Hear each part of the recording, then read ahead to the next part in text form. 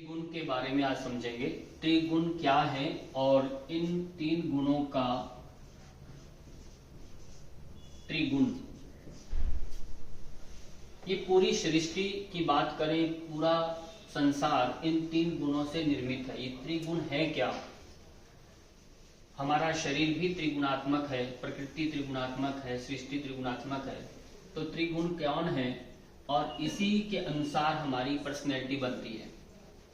गीता में 14वां अध्याय आप देखेंगे गुण त्रय विभाग योग, 17वां अध्याय देखेंगे श्रद्धा त्रय विभाग योग। श्री कृष्ण भगवान भी तीन गुणों के बारे में इतना विस्तार से 2 अध्यायों में बताया गया।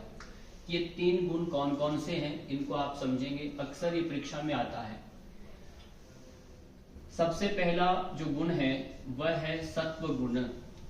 सत्व गुण सबसे पहला गुण आता है। सत्व के बाद आता है रजोगुण। सत्व गुण है, रजोगुण है, ये आपका सत्व गुण, रजोगुण, अंतिम में आता है तमोगुण। इनके नाम से भी इनको आप समझ सकते हैं।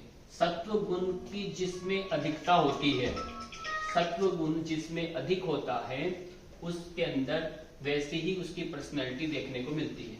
रजोगुण जिसमें अधिक होगा उसमें रजोगुण अधिक मिलेगा।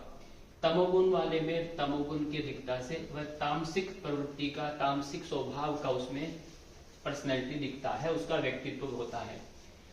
आप देखेंगे हमने श्री रामचंद्र जी के बारे में सुना है, महात्मा बुद्ध है, जो संत समाज में जो भी काम करते हैं वो सत्व गुणी होते हैं। हर व्यक्ति में तीनों गुण रहते हैं।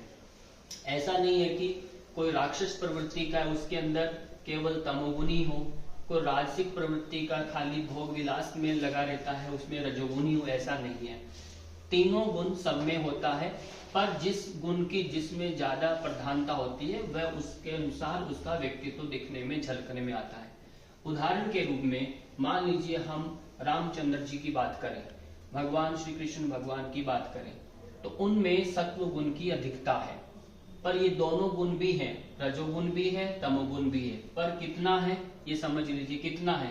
जैसे दिन के अंदर सूर्य की रोशनी आई हुई है, दिन में जैसे दीपक का प्रकाश आपको नजर नहीं आता, उसी प्रकार से सत्व रूपी जब सूर्य की भांति इतना उनमें दीप्त होता है, प्रकाशित होता है, पर केवल सत्व गुण ही दिखता है। बाकी ये रजोगुण तमोगुण ये दीपक की भांति होते तो हैं पर वो नजर नहीं आता उनका प्रकाश।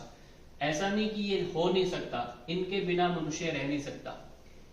तमोगुण की भी अधिकता पकड़ में आती है। रजोगुण जैसे ही अंधकार यानी सूर्य की रोशनी जाती है तो इनका उजाला प्रकाश के रूप में दिखाई देने लगता है अंधकार में। तो हर व्यक्ति में तीनों गुण की समता रहती। और योग क्या कहता है, इन तीनों गुणों में आप समान हो जाएं, समत्व हो जाएं। समत्वम योग उच्यते का भाव आप में जन्मे, और तीनों की जब समता बनती है तो समाधि घटित हो जाती है। इस प्रकार से हमें तीनों गुणों के बारे में विशेष जानना है। जितना आप जानेंगे सामने वाले की आप पर्सनैलिटी को उतना ही समझ पाएंगे। ये है त्रिगुणों का महत्व जीवन में। ठीक है, प्रणाम।